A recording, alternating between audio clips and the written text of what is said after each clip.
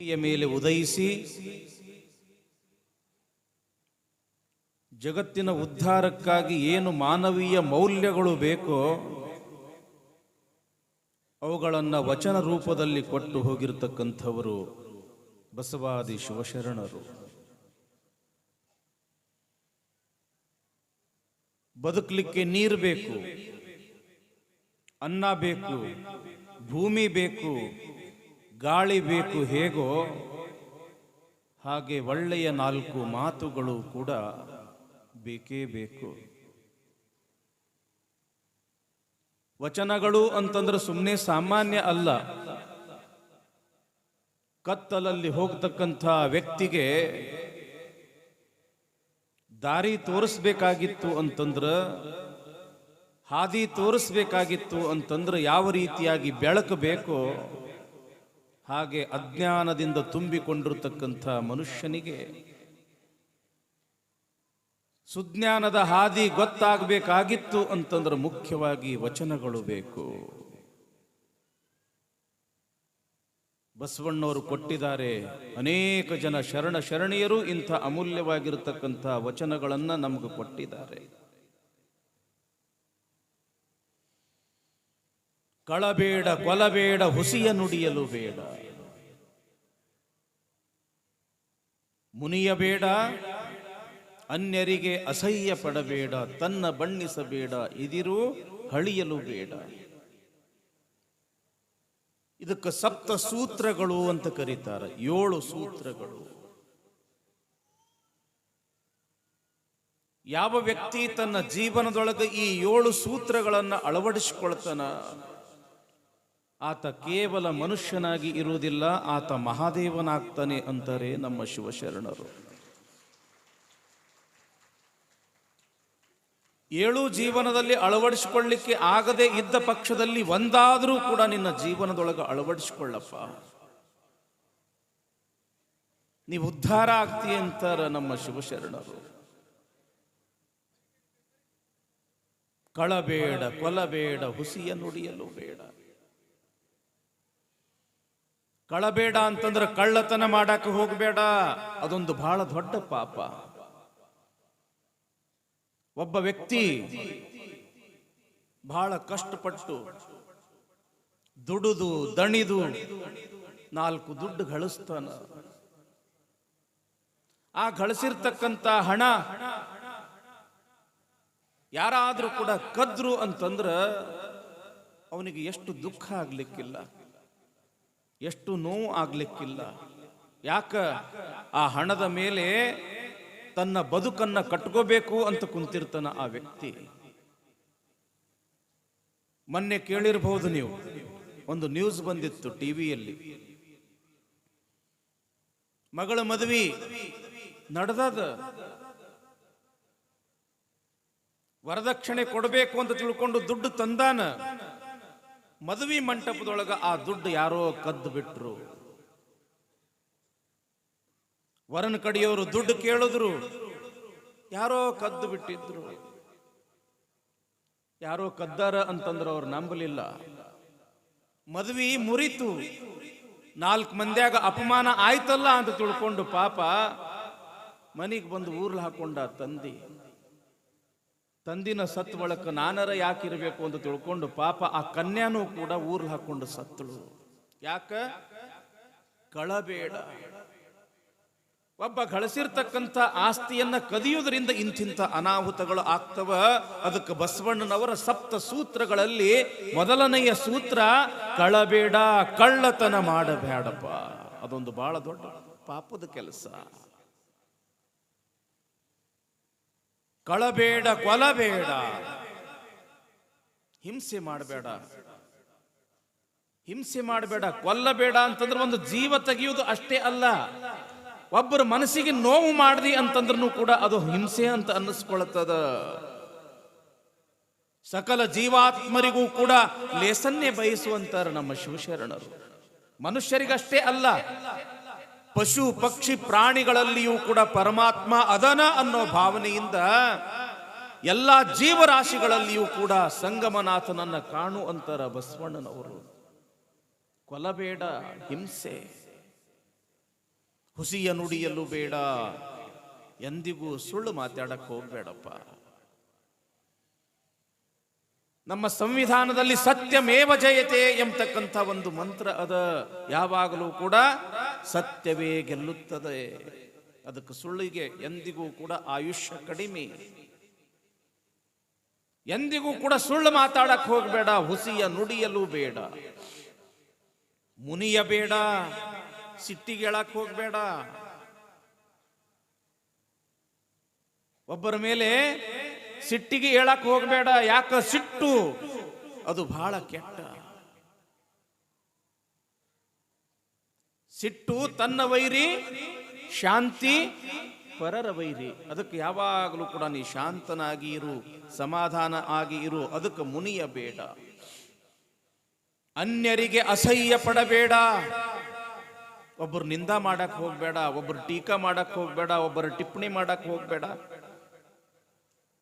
ತನ್ನ ಬಣ್ಣಿಸಬೇಡ. ನಾನ ಶ್ರೇಷ್ಠ ಎಂಬತಕ್ಕಂಥ ಒಂದು ಅಜ್ಞಾನದೊಳಗೆ ಇರಾಕ್ ಹೋಗ್ಬೇಡ. ನಿನ್ನನ್ನು ನೀನು ಬಣ್ಣನೆಯನ್ನ ಮಾಡ್ಕೊಳ್ಳಕ್ ಹೋಗ್ಬೇಡ. ಇದಿರು ಹಳಿಯಲು ಬೇಡ. ತಂದಿಗೆ ಎದುರು ಮಾತಾಡಕ್ ಹೋಗ್ಬೇಡ, ತಾಯಿಗೆ ಎದುರು ಮಾತಾಡಕ್ ಹೋಗ್ಬೇಡ, ಗುರು ಹಿರಿಯರಿಗೆ ಎದುರು ಮಾತಾಡಕ್ ಹೋಗ್ಬೇಡ. ಸತ್ಯ ಒಂದು ಮಗು ಹೇಳಿದ್ರು ಕೂಡ ಅದನ್ನು ಸ್ವೀಕರಿಸ್ತಕ್ಕಂಥ ಗುಣ ನಿನ್ನಲ್ಲಿ ಇದ್ದಿದ್ದೇ ಆದ್ರೆ ನೀನ ಶಿವ ಆಗತಿ ಅಂತಾರ ಬಸವಣ್ಣವರು. ಇದೇ ಅಂತರಂಗ ಶುದ್ಧಿ, ಇದೇ ಬಹಿರಂಗ ಶುದ್ಧಿ. ಪರಮಾತ್ಮ ಒಲಿಬೇಕಾಗಿತ್ತು ಅಂತಂದ್ರೆ ಎರಡೂ ಬೇಕು. ಒಳಗಿನ ಮನಸ್ಸು ಕೂಡ ಪವಿತ್ರ ಇರಬೇಕು, ಹೊರಗಿನ ನಮ್ಮ ನಡೆಯೂ ಕೂಡ ಪವಿತ್ರ ಇರಬೇಕು. ಯಾವಾಗ ಈ ಅಂತರಂಗ ಮತ್ತು ಬಹಿರಂಗ ಪವಿತ್ರ ಆಗ್ತದ, ಆವಾಗ ನೀನು ಪರಿಶುದ್ಧ ಅಪ್ಪ. ನೀನು ಕೂಡ ಪರಮಾತ್ಮನ ಸ್ವರೂಪ ಅಂತಾರೆ ವಿಶ್ವಗುರು ಬಸವಣ್ಣವರು. ಕಲ್ಯಾಣ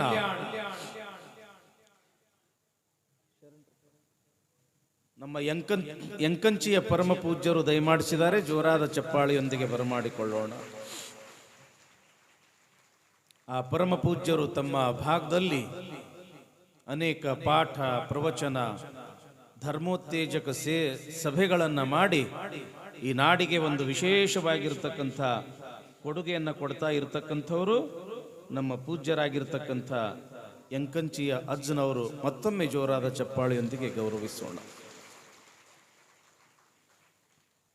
ಈ ರೀತಿಯಾಗಿ ಬಸವಣ್ಣನವರು ಈ ಜಗತ್ತಿಗೆ ಅಮೂಲ್ಯವಾಗಿರತಕ್ಕಂಥ ವಚನ ಸಾಹಿತ್ಯವನ್ನು ಕೊಟ್ಟಿರತಕ್ಕಂಥವರು. ಬಸವಣ್ಣನ ಕಲ್ಯಾಣ ತಂಗಿ ದಿವಸ ಕೇಳಕತ್ತೀರಲ್ಲ, ಯಾವ ರೀತಿಯಾಗಿ ಇದೇ ಬಸವಣ್ಣನ ಕಲ್ಯಾಣ. ಎಂಥೆಂಥ ಮಹಾನ್ ಕ್ರಾಂತಿಯನ್ನ ಮಾಡ್ತಾ ಇದ್ದಾರೆ ಬಸವಣ್ಣನವರು. ತಮ್ಮ ಸತ್ಯ ಶುದ್ಧವಾಗಿರ್ತಕ್ಕಂಥ ನುಡಿ ಮತ್ತು ನಡೆಯಿಂದ ಸಮಾಜದ ಅಂಕು ಡೊಂಕುಗಳನ್ನು ಯಾವ ರೀತಿಯಾಗಿ ತಿದ್ದುತ್ತಾ ಇದ್ದಾರೆ ಎಂಬತಕ್ಕಂಥ ವಿಚಾರ ನಾವು ನಿತ್ಯವೂ ಕೂಡ ಪ್ರವಚನದಲ್ಲಿ ಕೇಳ್ತಾ ಬರ್ತಾ ಇದ್ದೇವೆ. ಮುಗ್ಧ ಸಂಗಯ್ಯ, ಲಕ್ಷ ಕೊಟ್ಟು ಕೇಳಕತ್ತೀರಿ ತಂಗಿ? ಲಕ್ಷ ಈ ಕಡೆನೇ ಐತಿಲ್ಲ. ನಾವು ಶಿವಯೋಗ ಮಂದಿರದಾಗ ಪಾಠ ಕಲಿತಕ್ಕಂಥ ಸಂದರ್ಭದೊಳಗೆ ಬಹುತೇಕ ಅಜ್ಜಾರಿಗೆ ನೆನಪಿರ್ಬೇಕು. ಗಡಿಗೌಡಗಾಂವ್ ಅಜ್ಜಾರಿಗೆ ಕೆಳದಿ ಪಟ್ಟದ ದೇವ್ರಂತ ತಿಳ್ಕೊಂಡು ನಮಗೆ ಪಾಠ ಕಲ್ಸವ್ರು. ಅಲ್ಲಿ ಒಂದು ದೊಡ್ಡ ಬೇವಿನ ಗಿಡ ಅದ. ಆ ಬೇವಿನ ಗಿಡದ ಕೆಳಗ ನಮಗೆ ಅವರು ಪಾಠ ಹೇಳ್ತಿದ್ರು. ಬಹಳ ಚಂದ ಪಾಠ ನಡೆದದ. ಎಲ್ಲರೂ ಲಕ್ಷ ಕೊಟ್ಟು ಕೇಳಾಕತ್ತೀವಿ. ನಮ್ಮ ಜೊತೆಗೆ ಇನ್ನೊಬ್ಬರು ಮರದೇವ್ರಿದ್ರು. ಅವರಿಗೆ ಸ್ವಲ್ಪ ಈ ಹಾವು, ಚೇಳು, ಮಲ, ಇಣಚಿ ಇವುಗಳಂದ್ರೆ ಬಹಳ ಪ್ರೀತಿ ಅವರಿಗೆ. ಪಾಠ ಹೇಳಕತ್ತಾರ ಅಜ್ಜಾರು. ಏನ್ರೀ ದೇವ್ರು, ನಾವ್ ಹೇಳಿದ್ದು ನಿಮ್ ತಲೆಯಾಗ ಹೋತೋ ಇಲ್ಲೋ ಅಂತ ಕೇಳೋರು ಅಜ್ಜಾರು. ಬಾಲ ಉಳ್ದೈತ್ರಿ ಅಂದ್ರ ಅವರು. ಎಲ್ಲರಿಗೆ ಆಶ್ಚರ್ಯ, ಬಾಲ ಉಳ್ದೈತಿ, ಎಲ್ಲಿ ಬಾಲ ಉಳ್ದೈತಿ ಅಂತ ಅಜ್ಜಾರು ಕೇಳಿದ್ರು. ಅಲ್ಲಿ ಗ್ವಾಡಿ ಒಳಗೆ ಒಂದಿಟ್ಟು ಸಂದಿತ್ತು. ಆ ಸಂದಿನೊಳಗೆ ಹಾವು ಹೋಗಕತ್ತಿತ್ತು. ಬಾಲ ಅಟ್ಟ ಉಳಿದಿತ್ತು. ಅದಕ್ಕೆ ಬಾಲ ಉಳ್ದೈತ್ರಿ ಅಜ್ಜಾರ ಅಂದ್ರು. ಲಕ್ಷ ಆ ಕಡೆ ಇತ್ತು. ಲಕ್ಷ ಕೊಟ್ಟೆ ಕೇಳಕತ್ತೀರಲ್ಲ. ಮುಗ್ಧ ಸಂಗಯ್ಯ ಸ್ವಲ್ಪ ಏಕಾಗ್ರತೆ ಬಂದ್ರೆ ನಾನು ಚೆನ್ನಾಗಿ ಹೇಳಬಹುದು ನಿಮಗೆ. ಜಯ ನಮ ಪರಾಪತೆ ಶಿವ ಹರ ಹರ ಮಹಾದೇವ. ಕಲ್ಯಾಣದೊಳಗೆ ಮುಗ್ಧ ಸಂಗಯ್ಯ ಅಂತ 18-19 ವರ್ಷದ ತರುಣ ಶರಣ ಮುಗ್ಧ ಸಂಗಯ್ಯ. ಮುಗ್ಧ ಸಂಗಯ್ಯ ಅಂತಂದ್ರೆ ಬಸವಣ್ಣವರಿಗೆ ಬಹಳ ಪ್ರೀತಿ. ಬಸವಣ್ಣನ ಧರ್ಮ ಪತ್ನಿಯರಾಗಿರ್ತಕ್ಕಂಥ ನೀಲಾಂಬಿಕೆ ಗಂಗಾಂಬಿಕೆಯರಿಗೂ ಕೂಡ ಬಹಳ ಅಂದ್ರೆ ಬಹಳ ಪ್ರೀತಿ. ಯಾಕೆ ಅಷ್ಟೊಂದು ಪ್ರೀತಿ ಇದ್ರು ಆ ಸಂಗಯ್ಯನ ಮೇಲೆ ಬಸವಣ್ಣನವರು ಅಂತಂದ್ರ, ನೀಲಾಂಬಿಕೆ ಹೊಟ್ಟೆಯಲ್ಲಿ ಒಂದು ಮಗು ಹುಟ್ಟಿತ್ತು ಬಸವಣ್ಣವರಿಗೆ. ಆ ಮಗು ದೀಡ್ ವರ್ಷ ಆಗೋದ್ರೊಳಗ ಪಾಪ ಆ ಮಗು ತೀರ್ಕೊಂಡು ಬಿಟ್ಟಿತ್ತು. ನೀಲಮ್ಮಳಿಗೆ ಬಹಳ ದುಃಖ ಆಗಿತ್ತು, ಗಂಗಮ್ಮಳಿಗೂ ಕೂಡ ಬಹಳ ದುಃಖ ಆಗಿತ್ತು.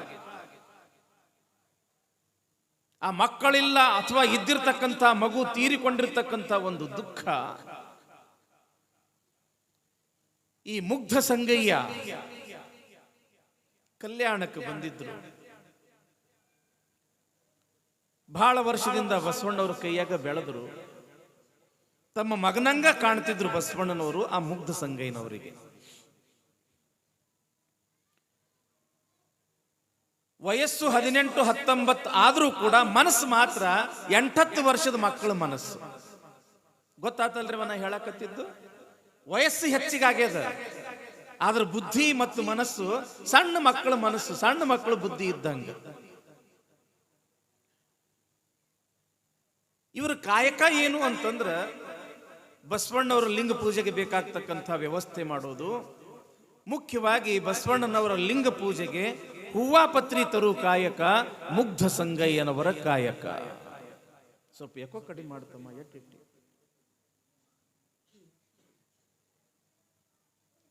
ಒಂದು ದಿವಸ ಏನಾಗ್ಯದ ಅಂತಂದ್ರೆ, ಮುಗ್ಧ ಸಂಗಯ್ಯನವರು ಹೂವಾ ಪತ್ರಿ ತರ್ತಕ್ಕಂಥ ಸಂದರ್ಭ.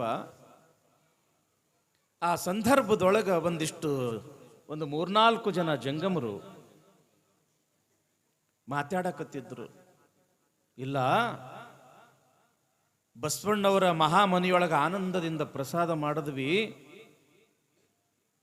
ಬಸವಣ್ಣವ್ರು ಏನು ಪಡಿ ಕೊಟ್ಟಿದ್ರಲ್ಲ, ಆ ಪಡಿ ತಗೊಂಡು ವೇಶ್ಯೆಯ ಮನೆಗೆ ಹೋಗಿದ್ವಿ.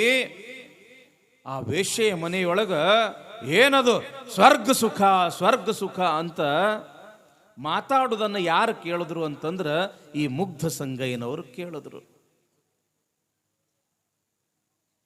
ಬಸವಣ್ಣವ್ರು ಏನು ಮಾಡ್ತಿದ್ರು ಅಂತಂದ್ರೆ, ತಮ್ಮ ಮಹಾಮನೆಯೊಳಗ ಒಬ್ರಲ್ಲ ಇಬ್ರಲ್ಲ 1,96,000 ಗಣಗಳಿಗೆ ನಿತ್ಯನೂ ಕೂಡ ಅವರು ಪ್ರಸಾದ ಮಾಡಿಸ್ತಿದ್ರು. ಪ್ರಸಾದ ಮಾಡಿದ ಬಳಿಕ ಏನು ಕೊಡ್ತಿದ್ರು ಅವರಿಗೆ? ಕಾಣಿಕಾ ಅಂತ ರೊಕ್ಕ ಕೊಡ್ತಿದ್ರು. ದೀಪದ ಕೆಳಗ ಒಂದಿಟ್ಟು ಕತ್ಲಿ ಇದ್ದಂಗ ಮತ್ತು ಒಂದಿಟ್ಟು ಹಾದಿ ಬಿಟ್ಟವರು ಇರ್ತಾರಲ್ಲ, ಹಾದಿ ಬಿಟ್ಟವರು ಬಸವಣ್ಣವ್ರ ಮನೆಯಾಗ ಆನಂದದಿಂದ ಪ್ರಸಾದ ಮಾಡ್ತಿದ್ರು. ಬಸವಣ್ಣವ್ರು ಕೊಟ್ಟಿರ್ತಕ್ಕಂಥ ರೊಕ್ಕ ತಗೊಂಡು ಎಲ್ಲಿ ಹೋಗ್ತಿದ್ರು ಇವರು? ವೇಶ್ಯೆ ಮನೆಗೆ. ವೇಶ್ಯೆ ಅಂದ್ರೆ ಗೊತ್ತಾಗ್ತದಲ್ಲ, ದುಡ್ಡಿಗಾಗಿ ತನ್ನ ಮೈ ಮಾರ್ಕೊಳ್ತಕ್ಕಂಥ ಹೆಣ್ಮಗಳು. ನೀವು ಗ್ರಾಮ್ಯ ಭಾಷೆದೊಳಗೆ ನಿಮಗೆ ತಿಳಿಬೇಕು ಅಂತಂದ್ರೆ ಸೂಳೆಯರ ಮನೆಗೆ ಹೋಗುತ್ತಿದ್ರು. ಇಂಥವರು ಕೂಡ ಇದ್ರು. ಎಲ್ಲ ಕಾಲದೊಳಗೂ ಒಂದಿಟ್ಟು ಹಾದಿ ಬಿಟ್ಟವರು ಇದ್ದವರ ಮತ್ತು ಮುಂದೆ ಇರೋರು ಕೂಡ. ಇವ್ರು ಏನು ಮಾತಾಡಕತ್ತಾರ, ಏನು ನಿನ್ನೆ ಆ ವೇಶ್ಯೆ ಮನೆಗೆ ಹೋಗಿದ್ವಿ, ಏನು ಆ ವೇಶ್ಯೆ ಸ್ವರ್ಗ ಸುಖ ಸ್ವರ್ಗ ಸುಖ ಅಂತ ತಿಳ್ಕೊಂಡು ಮಾತಾಡೋದನ್ನ ಯಾರು ಕೇಳಿದ್ರು? ಈ ಮುಗ್ಧ ಸಂಗಯ್ಯನವರು ಕೇಳಿದ್ರು. ಯಾವಾಗ ವೇಶ್ಯೆ ಮನೆಯೊಳಗೆ ಸ್ವರ್ಗ ಸುಖ ಅನ್ನೋದನ್ನ ಮುಗ್ಧ ಸಂಗಯ್ಯನವರು ಕೇಳಿದ್ರು, ಓಹೋ ಆ ವೇಶ್ಯೆ ಮನೆಯೊಳಗೆ ಸ್ವರ್ಗ ಸುಖ ಇದ್ದಂಗದ, ಸ್ವರ್ಗ ಇದ್ದಂಗದ ಅಂತ ತಿಳ್ಕೊಂಡು ಓಡ್ಕೊಂತ ಬಸವಣ್ಣವ್ರ ಹತ್ರ ಬಂದು, ಅಪ್ಪ ಅಪ್ಪ ಬಸವಣ್ಣ, ನಾನು ವೇಶ್ಯೆ ಮನೆಗೆ ಹೋಗಬೇಕು ಅಂದ. ಎದಿ ಝಲ್ ಅಂತ ಬಸವಣ್ಣವ್ರದ್ದು. ಯಾಕ? ಅತ್ಯಂತ ಮುಗ್ಧ ಶರಣ. ಯಾರು? ಮುಗ್ಧ ಸಂಗಯ್ಯ. ಬಸವಣ್ಣವ್ರ ಕೈ ಹಿಡಿದು, ಅಪ್ಪ ಬಸವಣ್ಣ, ನಾನು ವೇಶ್ಯೆ ಮನೆಗೆ ಹೋಗಬೇಕು. ಬಸವಣ್ಣವ್ರಂದ್ರು, ಏನು ಸಂಗಯ್ಯ, ವೇಶ್ಯರ ಮನೆಗೆ ನೀನು ಹೋಗ್ಬೇಕಾ? ಹೌದ್ರಿ ಅಪ್ಪ ಬಸವಣ್ಣ, ವೇಶ್ಯರ ಮನ್ಯಾಗ ಸ್ವರ್ಗ ಸುಖ ಅಂತ, ಸ್ವರ್ಗ ಸುಖ ಅಂತ ನಿನಗೆ ಯಾರು ಹೇಳ್ಯಾರೋ? ಅಲ್ಲಿ ಜಂಗಮರು ಮಾತಾಡಕತ್ತಿದ್ರು. ತಿಳ್ಕೊಂಡ್ರು ಬಸವಣ್ಣವರು, ಯಾರೋ ಜಂಗಮರು ವೇಶ್ಯೆ ಮನೆಗೆ ಹೋಗಿದ್ದನ್ನ ನೋಡಿ, ಅವರು ಮಾತಾಡುವುದನ್ನು ಕೇಳಿ, ಆ ವೇಶ್ಯರ ಮನೆಯಾಗ ಏನು ನಡೀತದ ಅನ್ನೋದು ಸಹಿತ ಗೊತ್ತಿಲ್ಲ ಪಾಪ ಈ ಮುಗ್ಧ ಸಂಗಯ್ಯನವರಿಗೆ. ಸ್ವರ್ಗ ಅಂದ ಕೂಡಲೇ ಅಲ್ಲಿ ಶಿವ ಇರ್ತಾನೆ ಎಂಬತಕ್ಕಂಥ ಒಂದು ಕಲ್ಪನೆಯೊಳಗ ನಾನು ಅಲ್ಲಿ ಸ್ವರ್ಗಕ್ಕೆ ಹೋಗಬೇಕು, ಅಲ್ಲಿ ಸುಖ ಏನದ ಅದು ನೋಡ್ಬೇಕು ಅನ್ನೋ ಆಶೆಯಿಂದ ಬಸವಣ್ಣ ನಾನು ವೇಶ್ಯೆಯ ಮನೆಗೆ ಹೋಗಬೇಕು, ಯಾಕಂತಂದ್ರೆ ಅಲ್ಲಿ ಸ್ವರ್ಗ ಸುಖ ಅದ. ಅಷ್ಟೊತ್ತಿಗೆ ನೀಲಾಂಬಿಕೆ ಬಂದಳು, ಗಂಗಾಂಬಿಕೆ ತಾಯಿಯವರು ಬಂದ್ರು. ಈತ ಸಣ್ಣ ಮಗುವಿನ ಹಾಗೆ ಹಠ ಮಾಡಕತ್ತಾನ, ಅವ್ವ ನೀಲಮ್ಮ ನನಗ ವೇಶ್ಯೆ ಮನೆಗೆ ಕಳಿಸ್ಕೊಡು. ಅಪ್ಪ ಬಸವಣ್ಣ ನಾ ವೇಶ್ಯೆ ಮನೆಗೆ ಹೋಗ್ಬೇಕು, ಅಲ್ಲಿ ಸ್ವರ್ಗ ಸುಖ ನೋಡಬೇಕು. ನೀಲಾಂಬಿಕೆ ಬಸವಣ್ಣವ್ರಿಗೆ ಅಂತಾಳ, ಏನ್ರಿ ಆ ವೇಶ್ಯೆ ಮನೆಯೊಳಗೆ ಏನು ನಡೀತದ ಎಂಬತಕ್ಕಂಥ ಕಲ್ಪನೆಯೇ ಇಲ್ಲದೆ ನಾನು ವೇಶ್ಯೆ ಮನೆಗೆ ಹೋಗಬೇಕು ಅನ್ನಕತ್ತನಲ್ಲ ಮುಗ್ಧ ಸಂಗಯ್ಯ, ಹೆಂಗ ಮಾಡಬೇಕು?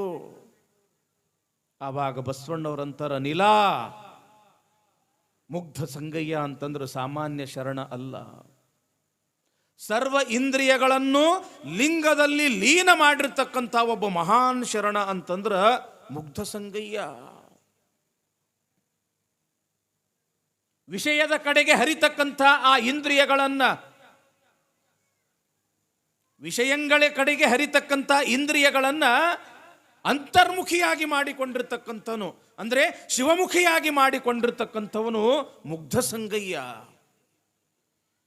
ಅಂಥವನು ವೇಶ್ಯೆಯ ಮನೆಗೆ ನಡೆದಾನ ಅಂದ ಬಳಕ, ಹೋಗ್ತೀನಿ ಅಂತ ಅಪೇಕ್ಷೆ ಮಾಡ್ಯಾನ ಅಂದ ಬಳಕ ಅಲ್ಲಿ ಒಂದು ಏನೋ ಕ್ರಾಂತಿ ಮಾಡಿ ಬರ್ತಾನ, ಅದಕ್ಕೆ ಕಳಿಸುನು ಅಂತಾರ ಬಸವಣ್ಣವರು.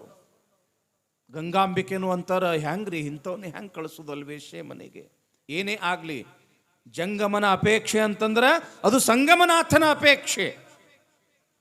ಆಯ್ತು, ಅವನಿಗೆ ನಾವು ತಯಾರು ಮಾಡೋಣ ಅಂತ ತಿಳ್ಕೊಂಡು ಬಿಸಿ ಬಿಸಿ ಬಿಸಿ ನೀರು ಸ್ನಾನ ಮಾಡಿಸ್ಯಾರ. ಯಾರು?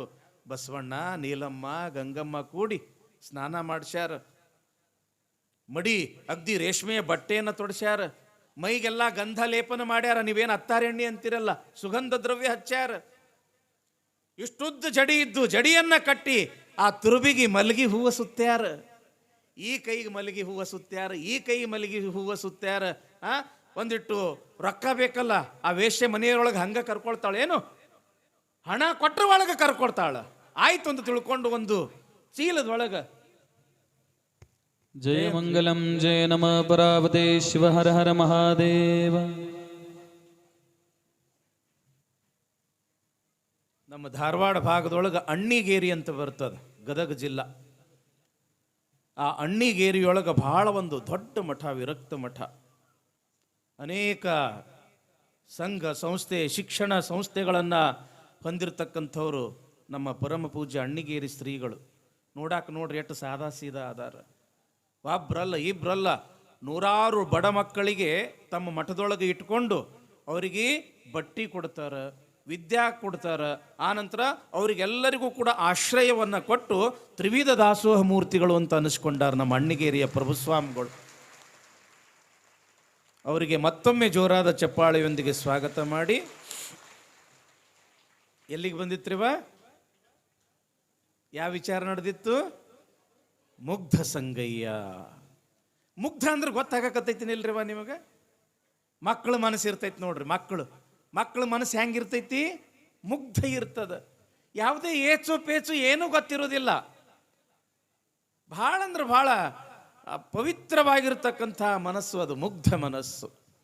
ನಾವೊಮ್ಮ ಬೆಂಗಳೂರಿಗೆ ಹೋಗಿರ್ತಕ್ಕಂಥ ಸಂದರ್ಭ, ಅಂದ್ರೆ ಮಕ್ಕಳ ಮನಸ್ಸು ಹೆಂಗಿರ್ತದ ಅನ್ನೋದು ಕೇಳಕತ್ತೀನಿ. ಆ ಮಕ್ಕಳ ಮನಸ್ಸು ಹೆಂಗಿತ್ತೋ ಇಲ್ಲಿ ಮುಗ್ಧ ಸಂಗಯ್ಯನ ಮನಸ್ಸು ಕೂಡ ಹಂಗೆ ಇತ್ತು. ನಾವು ಬೆಂಗಳೂರಿಗೆ ಹೋಗಿರ್ತಕ್ಕಂಥ ಸಂದರ್ಭ ಅದು. ಹಿಂಗ ಚಳಿಗಾಲ. ಅವ್ರ ಮನ್ಯಾಗ ಒಂದು LKG ಹೋಗ್ತಕ್ಕಂಥ ಹುಡುಗ, LKG ಅಂದ್ರೆ 4-5 ವಯಸ್ಸಿನ ಹುಡುಗ, ಮಮ್ಮಿ ನನಗೆ ಐಸ್ ಕ್ರೀಮ್ ಕೊಡು ಅಂತ ತಿಳ್ಕೊಂಡು ಒಂದೇ ಸವನ್ ಹಠ ಮಾಡಾಕತ್ತದ. ಐಸ್ ಕ್ರೀಮ್ ಅಂತ ತಿಳ್ಕೊಂಡು ಗುಳೋ ಅಂತ ಒಂದೇ ಸವನ್ ಅಳ್ಳಾಕತ್ತದ.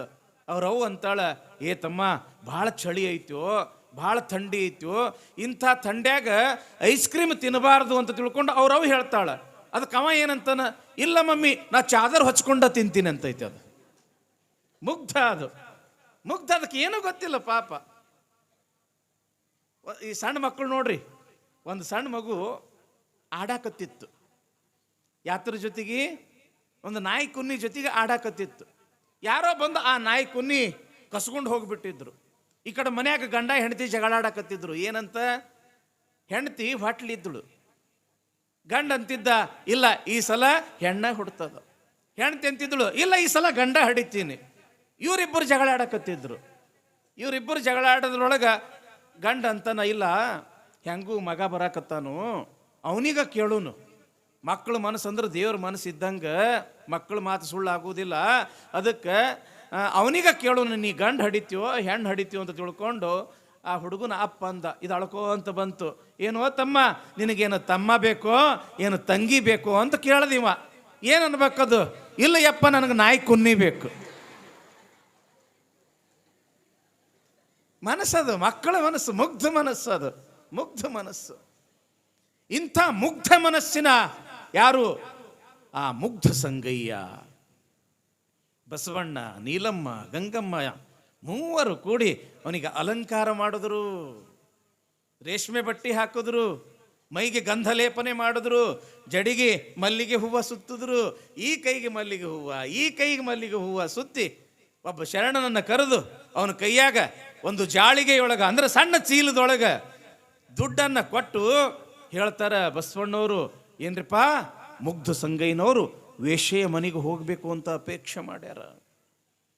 ಎಷ್ಟು ಮುಗ್ಧ ಅದಾರ ಅಂತಂದ್ರೆ ಆ ವೇಶ್ಯೆಯ ಮನೆಯೊಳಗೆ ಏನು ನಡೀತದ ಅನ್ನೋದು ಸಹಿತ ಗೊತ್ತಿಲ್ಲ. ಅದಕ್ಕೆ ಈ ಕಲ್ಯಾಣದೊಳಗೆ ಇದ್ದದ್ರೊಳಗೆ ಯಾರು ಒಂದಿಷ್ಟು ಒಳ್ಳೆಯವರು ಅದಾರೋ ಆ ಒಳ್ಳೆಯ ಒಂದು ವೇಶ್ಯೆಯ ಮನೆಗೆ ಇವರನ್ನು ಬಿಟ್ಟು ಬರ್ರಿ ಅಂತ ತಿಳ್ಕೊಂಡು ಬಸವಣ್ಣವರು ಕಳಿಸ್ಕೊಟ್ರು. ಸಂಕವ್ವೆ ಎಂಬತಕ್ಕಂಥ ಒಬ್ಬ ವೇಶ್ಯೆ, ಆಕೆ ಹೆಸರು ಸಂಕವ್ವೆ ಅಂತ. ಆಯ್ತು ಅಂತ ತಿಳ್ಕೊಂಡು ಆ ಶರಣ ಆ ವೇಶ್ಯೆಯ ಮನೆಗೆ ಬಂದ. ಹೊರಗೆ ಬಾಗಿಲಲ್ಲೇ ನಿಂತು ಕರೆದ. ಆಕೆ ಬಂದಳು. ಬಸವಣ್ಣವರು ಇವರನ್ನು ಕಳಿಸ್ಯಾರ, ತಗೋರಿ ಈ ದುಡ್ಡ ಅಂತ ತಿಳ್ಕೊಂಡು ಆ ವೇಶ್ಯೆ ಕೈ ಒಳಗ ಆ ದುಡ್ಡಿನ ಚೀಲ ಕೊಟ್ಟು ಆ ಶರಣ ತಮ್ಮ ಮನೆಗೆ ಹೋಗ್ಬಿಟ್ಟ. ಆ ವೇಶ್ಯೆ ಈ ಮುಗ್ಧ ಸಂಗಯ್ಯನವರನ್ನು ನೋಡಿದ್ರು.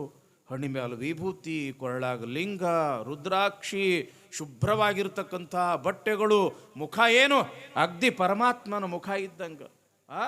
ಅಂಥ ಒಬ್ಬ ಒಳ್ಳೆಯ ಸುಲಕ್ಷಣನಾಗಿರ್ತಕ್ಕಂಥ ಶರಣನನ್ನು ನೋಡಿ ಪಾದಕ್ಕೆ ನೀರು ಕೊಟ್ಟು ಬರ್ರಿ ಬರ್ರಿ ಅಂತ ತಿಳ್ಕೊಂಡು ಒಳಗೆ ಕರ್ಕೊಂಡು ಹೋಗಿ ಒಂದು ಒಳ್ಳೆಯ ಉಚಿತವಾಗಿರ್ತಕ್ಕಂಥ ಆಸನದ ಮೇಲೆ ಕುಂಡ್ರಿಸಿದಳು. ಯಾವಾಗ ಮುಗ್ಧ ಸಂಗಯ್ಯನವರು ವೇಶ್ಯೆಯ ಮನೆಗೆ ಒಳಗಡೆ ಹೋಗಿ ಕುಂತರೋ ಹಿಂಗೆ ನೋಡ್ತಾರ, ಆ ವೇಶ್ಯೆಯ ಮನೆಯನ್ನು ನೋಡ್ತಾರೆ. ಯಾಕೆ? ಅತ್ಯಂತ ಶ್ರೀಮಂತ ವೇಶ್ಯೆ ಅವಳು. ಮನೆಯೆಲ್ಲ ಭಾಳ ಚಂದ ಅಲಂಕಾರ ಮಾಡಿದಳು. ಆ ಹೂವಿನ ವಾಸನೆ, ಆ ಧೂಪದ ವಾಸನೆ ಘಮ್ಮನ್ನ ಕತ್ತಿತ್ತು. ಮನೆ ತುಂಬ ಅನೇಕ ದೀಪಗಳನ್ನು ಹಚ್ಚಿದ್ದಳು. ಆವಾಗ ಮುಗ್ಧ ಸಂಗಯ್ಯನವರಂತಾರ, ಏನಮ್ಮ ಇದ ಏನು? ನಮ್ಮ ಶಿವಪ್ಪನ ಸ್ವರ್ಗ ಇದ ಏನು ಅಂತ ಕೇಳಿದ್ರು. ಆಕಿಗೆ ಒಂದು ಗೊತ್ತಾಗ್ಲಿಲ್ಲ, ಇದೇನು ವಿಚಿತ್ರ ಗಿರಾಕಿ ಬಂದೈತಲ್ಲ ಇವತ್ತು ನಮ್ಮ ಮನೆಗೆ. ಸುಮ್ಮ ಗೋಣ ಅಳೆಯಾಡಿಸಿದಳು. ಹೌದು, ಈ ಸ್ವರ್ಗಕ್ಕೆ ಅಧಿಪತಿಯಾಗಿರ್ತಕ್ಕಂಥವನು ನಮ್ಮಪ್ಪ ಶಿವ ಎಲ್ಲಿ ಹೋಗ್ಯಾನ? ಏನು ಗೊತ್ತಾಗ್ಲಿಲ್ಲ ಪಾಪ ಅವಳಿಗೆ, ಏನು ಗೊತ್ತಾಗ್ಲಿಲ್ಲ. ಮತ್ತೆ ಇವನ ಅಂತಾನ, ಎಲ್ಲಿರ್ಬೇಕು ನಮ್ಮ ಶಿವ? ಅವನು ಭಕ್ತರು ಒಬ್ರ ಇಬ್ರ ಕೋಟಿ ಕೋಟಿ ಗಟ್ಲೆ ಅವನು ಭಕ್ತರದಾರ. ಯಾರಿಗೋ ದರ್ಶನ ಕೊಡಾಕ್ ಹೋಗಿರ್ಬೋದು. ಹಂಗಾರ ಇನ್ನೂ ಬಹಳತ್ತಾಗ್ತದೇನು ನಮ್ಮಪ್ಪ ಶಿವ ಬರುವುದು? ಆಕಿಗೆ ಏನು ತಿಳಿಲಾರ್ದಂಗಾಗಿ ಸುಮ್ಮನೆ ಹಿಂಗೆ ಗೋಣಳಗಾಡ್ಸಕತ್ತಳು. ಹಾಗಾದ್ರೆ ನೀ ಯಾರವ ಅಂತ ಕೇಳಿದ್ರು. ಯಾರಿಗೆ? ಆ ವೇಶ್ಯೆಗೆ ಕೇಳ್ತಾರ ಮುಗ್ಧ ಸಂಗಯ್ಯನವರು, ಏನವ ನೀ ಯಾರು? ತಾ ಯಾರು ಅಂತ ಹೇಳ್ಬೇಕನ್ನೋದು ಸಹಿತ ಆ ಹೆಣ್ಮಗಳಿಗೆ ಗೊತ್ತಾಗಬಲ್ದು. ಓಹೋ, ನಮ್ಮಪ್ಪ ಶಿವ ಅಂದ ಬಳಕ ಅವನ ಸೇವೆಯನ್ನ ಮಾಡ್ತಕ್ಕಂಥ ರುದ್ರಕನ್ನಿಕೆ ಇರಬಹುದು ನೀನು. ಯಾರು? ರುದ್ರಕನ್ನಿಕೆ. ರುದ್ರಕನ್ನಿಕೆ ಅಂದ್ರೆ ಗೊತ್ತಾಗ್ತದೇನ್ರಿವ ನಿಮಗೆ? ಏನು ಕೈಲಾಸದೊಳಗೆ ನಮ್ಮ ಶಿವ ಇರ್ತಾನಲ್ಲ, ಆ ಶಿವನಿಗೆ ಪಾದದಲ್ಲಿ ಆವುಗೆಯನ್ನು ಹಾಕಲಿಕ್ಕೆ ಸಹಾಯ ಮಾಡ್ತಕ್ಕಂಥವಳಿಗೆ ರುದ್ರಕನ್ನಿಕೆ. ಆ ಶಿವನಿಗೆ ಕನ್ನಡಿಯನ್ನು ಹಿಡಿತಕ್ಕಂಥ ಅವಳಿಗೆ ಸೇವಕಿಗೆ ರುದ್ರಕನ್ನಿಕೆ, ಆ ಶಿವನಿಗೆ ಛತ್ರ ಚಾಮರವನ್ನು ಹಿಡಿತಕ್ಕಂಥವರಿಗೆ ಹಾಕ್ತಕ್ಕಂಥವರಿಗೆ ರುದ್ರಕನ್ನಿಕೆ ಅಂತ ಕರೀತಾರೆ. ಅದಕ್ಕೆ ಇಲ್ಲಿ ಮುಗ್ಧ ಸಂಗಯ್ಯನವ್ರಂತಾರ, ಏನವ ನೀ ಬಹುತೇಕ ರುದ್ರಕನ್ನಿಕೆ ಇದ್ದಂಗೆ ಕಾಣಿಸ್ತದ. ಅವಾಗಿಕ್ಕಿ ಹೌದು ಹೌದು ಅನ್ನುವಂಗೆ ಗೋಣಳಗೆ ಆಡಿಸೋದಳು. ಅವರ ಲಕ್ಷ್ಯ ಎಲ್ಲಿ ಹೋತು ಅಂತಂದ್ರೆ, ಮುಗ್ಧ ಸಂಗಯ್ಯನವ್ರ ಲಕ್ಷ್ಯ ಆ ವೇಷೆಯ ಕೊಳ್ಳಾಗಿರ್ತಕ್ಕಂಥ ಆ ಏನು ಮುತ್ತು ರತ್ನ ವಜ್ರ ವೈಢೂರ್ಯ ಏನು ಇದ್ವಲ್ಲ, ಹಾರಗಳಿದ್ವಲ್ಲ, ಸರಗಳಿದ್ವಲ್ಲ, ಅದರ ಮೇಲೆ ಲಕ್ಷ್ಯ ಹೋತು. ನೋಡಿ ಅಂತಾರ, ಅಲ್ಲ ರುದ್ರಕನ್ನಿಕೆ, ನಮ್ಮ ಕೊರಳಾಗಿರ್ತಕ್ಕಂಥ ಈ ರುದ್ರಾಕ್ಷಿ ಕರ್ಗದಾವ, ಆದ್ರೆ ನಿನ್ನ ಕೊಳ್ಳಾಗಿರ್ತಕ್ಕಂಥ ರುದ್ರಾಕ್ಷಿ ಒಂದಿಟ್ಟು ಬೆಳ್ಳಗದಾವ, ಒಂದಿಟ್ಟು ಕೆಂಪದವ, ಒಂದಿಟ್ಟು ನೀಲಿ ಅದಾವ, ಒಂದಿಟ್ಟು ಹಸಿರು ಅದಾವ, ಹಿಂಗ್ಯಾಕ ಅಂತ ಕೇಳಿದ್ರು ಅವರು. ಆಕಿಗೆ ಏನು ಉತ್ತರ ಹೇಳ್ಬೇಕು ಅನ್ನೋದಾಗ ಗೊತ್ತಾಗ್ಲಿಲ್ಲ. ಯಾರಿಗೆ? ವೇಶ್ಯೆಗೆ. ಈಗ ಮುತ್ತು ರತ್ನ ಅಂತಂದ್ರೆ ಹವಳ, ಪಚ್ಚ ಮತ್ತು ಬಣ್ಣ ಬಣ್ಣದ ಇರುವ ಅಲ್ರಿ ಅವು ನವರತ್ನ ಮಾಲೆಗಳು, ಬಣ್ಣ ಬಣ್ಣದ ಇರುವುದಲ್ಲ. ಆದ್ರೆ ಇವರಿಗೆ ನವರತ್ನ ಮಾಲೆ ಅನ್ನೋದು ಸಹಿತ ಗೊತ್ತಿಲ್ಲ, ಮುತ್ತು ರತ್ನ ಅನ್ನೋದು ಸಹಿತ ಗೊತ್ತಿಲ್ಲ. ಯಾರಿಗೆ? ಮುಗ್ಧ ಸಂಗಯ್ಯನವರಿಗೆ. ಯಾವಾಗ ನಮ್ಮ ಕೊಳ್ಳಾಗಿರ್ತಕ್ಕಂಥ ರುದ್ರಾಕ್ಷಿ ಕಪ್ಪಗದಾವ, ನಿನ್ನ ಕೊಳ್ಳಾಗಿರ್ತಕ್ಕಂಥ ರುದ್ರಾಕ್ಷಿಗಳೆಲ್ಲ ಬಣ್ಣ ಬಣ್ಣದ್ದದವಲ್ಲ, ಹೆಂಗ ಅಂತ ಕೇಳಿದ್ರು. ಆಕಿಗೆ ಏನು ಉತ್ತರಕ್ಕೆ ಹೇಳಕ್ಕಾಗಲಿಲ್ಲ. ಕಡೆಗೆ ಮುಗ್ಧ ಸಂಗಯ್ಯನವ್ರಂತಾರ, ಓಹೋ ರುದ್ರಕನ್ನಿಕೆ, ಜಗತ್ತಿನ ಒಡೆಯನಾಗಿರ್ತಕ್ಕಂಥ ಈ ಸ್ವರ್ಗಕ್ಕೆ ಅಧಿಪತಿಯಾಗಿರ್ತಕ್ಕಂಥ ನಮ್ಮ ಶಿವನ ಸೇವೆಯನ್ನ ಮಾಡಿ ಮಾಡಿ ಮಾಡಿ ಬಹುತೇಕ ಕಪ್ಪಗಿರ್ತಕ್ಕಂಥ ರುದ್ರಾಕ್ಷಿ ಎಲ್ಲ ಅವೆಲ್ಲ ಬೆಳ್ಳಗ ಕೆಂಪಗ ಹಸಿರ ಆದಂಗೆ ಕಾಣಿಸ್ತವ.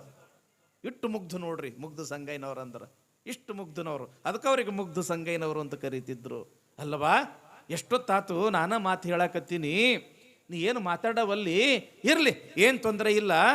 ಇದು ಸ್ವರ್ಗ ಅದ ಅಂದ ಬಳಕ ನಮ್ಮ ಅಪ್ಪ ಶಿವ ಕುತ್ಕೊಳ್ಳಕ ಅವನದೊಂದು ಗದ್ಗಿ ಇರಬೇಕಲ್ಲ, ಒಂದು ಆಸನ ಇರಬೇಕಲ್ಲ. ನಮ್ಮ ಶಿವಪ್ಪ ಕುತ್ಕೊಳ್ತಕ್ಕಂಥ ಗದ್ಗಿ ಯಾವುದದ ಅಂತ ತಿಳ್ಕೊಂಡು ಮುಗ್ಧ ಸಂಗಯ್ಯನವರು ಆ ವೇಶ್ಯೆಗೆ ಕೇಳಿದಾಗ, ಓಹೋ ಬರ್ರಿ ನಾನು ನಿಮಗೆ ತೋರಿಸ್ತೀನಿ ಅಂತ ತಿಳ್ಕೊಂಡು, ಏನು ತಾ ಮಲಗತಕ್ಕಂಥ ಕೋಣೆ ಇತ್ತಲ್ಲ, ನೀವೇನು ಬೆಡ್ರೂಮ್ ಅಂತೀರಲ್ಲ, ತಾ ಮಲಗತಕ್ಕಂಥ ಕೋಣೆಗೆ ಕರ್ಕೊಂಡು ಬಂದಳು. ಯಾರು? ಆ ವೇಶ್ಯೆ. ನೋಡ್ತಾರ ಮುಗ್ಧ ಸಂಗಯ್ಯನವರು ಅನೇಕ ದೀಪ ಉರಿಯಾಕತ್ತಾವ. ಆ ದೀಪದ ಬೆಳಕಿನೊಳಗ ಆ ಗಾದಿ ಮೇಲೆ ಹಾಸಿರ್ತಕ್ಕಂಥ ಆ ಕುತ್ನಿ ಅರ್ಬಿಯ ಮೇಲೆ ಅನೇಕ ರೀತಿಯ ಹೂಗಳನ್ನು ಹಿಂಗೆ ಹಾಸಿಬಿಟ್ಟಿದ್ದಳು.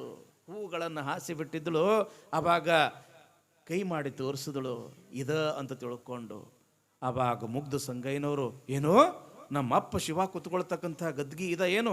ಶಿವ ಅಂತ ಕೈ ಮುಗಿದ ಮುಗ್ಧ ಸಂಗಯ್ಯ.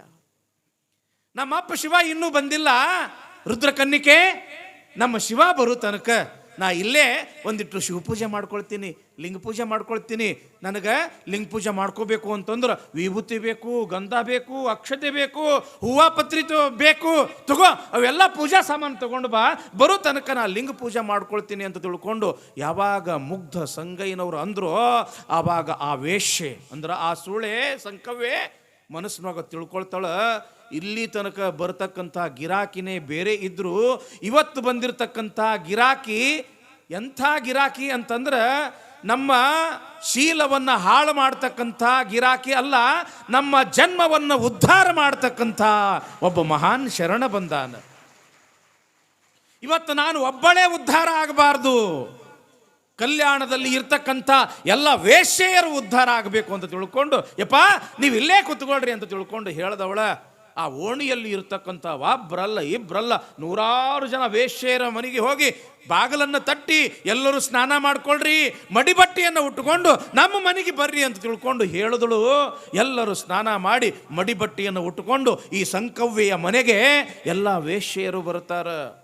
ಏನು ಅಲ್ಲಿ ಒಂದು ಮಂಚ ಇತ್ತಲ್ಲ, ಆ ಮಂಚದ ಪಕ್ಕದಲ್ಲಿಯೇ ತಾನು ಲಿಂಗ ಪೂಜೆ ಮಾಡ್ಕೊಳ್ತೀನಿ ಅಂತ ತಿಳ್ಕೊಂಡು ಏನು ಮುಗ್ಧ ಸಂಗಯ್ಯನವರು ಕುಂತಿದ್ರಲ್ಲ, ಈ ಎಲ್ಲ ವೇಶ್ಯೆಯರು ಕೂಡಿ ಆ ಲಿಂಗ ಪೂಜೆಗೆ ಏನೇನು ಬೇಕು, ನೀರು, ಆ ತಾಟು ತಂಬಿಗಿ, ಆ ಹೂವ ಪತ್ರಿ ವಿಭೂತಿ ಗಂಧ ಅಕ್ಷತೆ ಧೂಪ ದೀಪ ಕರ್ಪೂರ ಘಂಟೆ ನೈವೇದ್ಯ ಏನು ಬೇಕು ಎಲ್ಲ ಸಿದ್ಧತೆ ಮಾಡಿದ್ರು. ಆ ಪೂಜಾ ಸಾಮಾನನ್ನು ನೋಡಿರ್ತಕ್ಕಂಥ ಮುಗ್ಧ ಸಂಗಯ್ಯನವರು, ಇದು ಸ್ವರ್ಗ ಅದ, ಇಲ್ಲಿ ಶಿವ ಕುತ್ಕೊಳ್ತಕ್ಕಂಥ ಸ್ಥಾನ ಅದ. ಅದ್ರ ಪಕ್ಕದಲ್ಲೇ ನಾನು ಶಿವಪೂಜೆ ಮಾಡ್ಕೊಳ್ಳೋದು ನನ್ನ ಪುಣ್ಯ ಅಂತ ತಿಳ್ಕೊಂಡು ಆನಂದದಿಂದ ಲಿಂಗ ಪೂಜೆ ಮಾಡ್ಕೊಳ್ಳಕತ್ತಾರ. ಶಿವ ಶಿವ ಶಿವ ಶಿವ ಬಸವ ಬಸವ ಬಸವ ಅಂತ ಲಿಂಗಕ್ಕೆ ಮಜ್ಜನ ಮಾಡ್ತಾರ.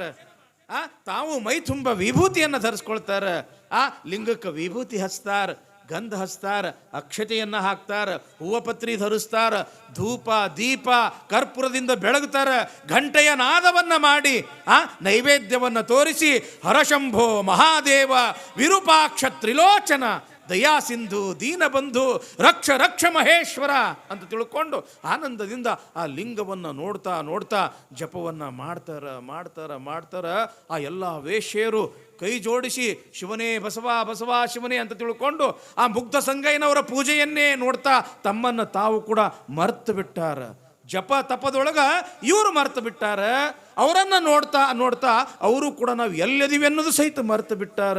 ಯಾವಾಗ ಸೂರ್ಯ ಉದಯ ಆತೋ, ಬೆಳಕ ಆತೋ, ಲಿಂಗದಲ್ಲಿ ನೆಟ್ಟಿರ್ತಕ್ಕಂಥ ದೃಷ್ಟಿಯನ್ನು ಕೀಳಿ ಲಿಂಗವನ್ನು ಅಂಗೈ ಒಳಗೆ ಹಿಡ್ಕೊಂಡು ನಮಸ್ಕಾರ ಮಾಡಿ ಮತ್ತ ಆ ವಸ್ತ್ರದಲ್ಲಿ ಕಟ್ಟಿಕೊಂಡು, ಏನಮ್ಮ ರುದ್ರಕನ್ನಿಕೆ, ಸೂರ್ಯ ಉದಯನೇ ಆದ, ನಮ್ಮಪ್ಪ ಶಿವ ಬರಲಿಲ್ಲ, ನನ್ನ ಕಾಯಕದ ಸಮಯ ಆತು. ಯಾಕೆ? ಅಪ್ಪ ಬಸವಣ್ಣನವರಿಗೆ ಲಿಂಗ ಪೂಜೆಗೆ ಹೂವ ಪತ್ರಿ ತರಬೇಕು, ಇನ್ನೊಂದು ದಿವಸ ನಿನ್ನ ಮನೆಗೆ ಬರ್ತೀನಿ ಅಂತ ತಿಳ್ಕೊಂಡು ಅವಸರದಿಂದ ಇವರು ಬಸವಣ್ಣನ ಮಹಾಮನೆ ಕಡೆಗೆ ಬರ್ತಾ ಇದ್ದಾರೆ. ಯಾರು? ಮುಗ್ಧ ಸಂಗಯ್ಯನವರು.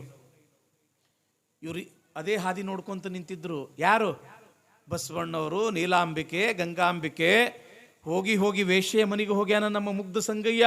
ಏನಾಗ್ತದೋ ಏನೋ ಅಂತ ತಿಳ್ಕೊಂಡು ಬಹಳ ಕಳವಳದಿಂದ ನಿಂತಿರ್ತಕ್ಕಂಥ ಸಮಯದೊಳಗೆ ಓಡ್ಕೊಂತ ಬಂದ ಬಸವಣ್ಣನ ಹತ್ರ ಯಾರು? ಮುಗ್ಧ ಸಂಗಯ್ಯನವರು. ಬಸವಣ್ಣ ಧನ್ಯ ಆದೆ ಬಸವಣ್ಣ. ಆ ವೇಶ್ಯೆಯ ಮನೆಯೊಳಗ ಏನು ಕೇಳ್ತಿ?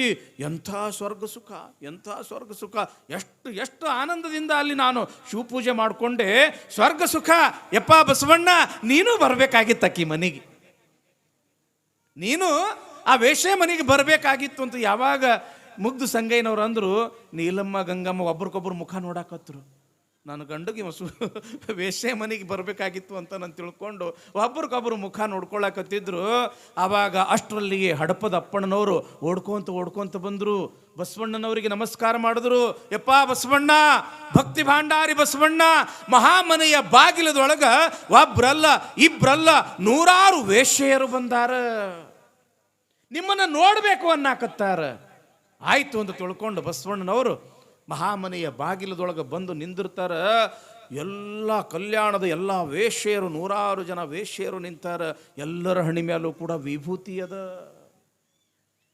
ಎಲ್ಲ ನನ್ನ ಕಲ್ಯಾಣದ ತಾಯಂದಿರಿಗೆ ಶರಣಾರ್ಥಿ ಅಂದರು. ಬದಲಾಗಿ ಅವರು ಕೂಡ ಅಲ್ಲಿಂದನೇ ಬಸವಣ್ಣನವರಿಗೆ ನಮಸ್ಕಾರ ಮಾಡಿದ್ರು. ಯಾಕೆ ಬಂದಿರಿ ಅಂತ ತಿಳ್ಕೊಂಡು ಬಸವಣ್ಣವ್ರು ಕೇಳಿದಾಗ ಅಲ್ಲಿರ್ತಕ್ಕಂಥ ವೇಶ್ಯರಂತಾರ, ಯಪ್ಪ ಬಸವಣ್ಣ, ಇವತ್ತು ನಮ್ಮೆಲ್ಲರ ಜನ್ಮ ಧನ್ಯ ಆತು.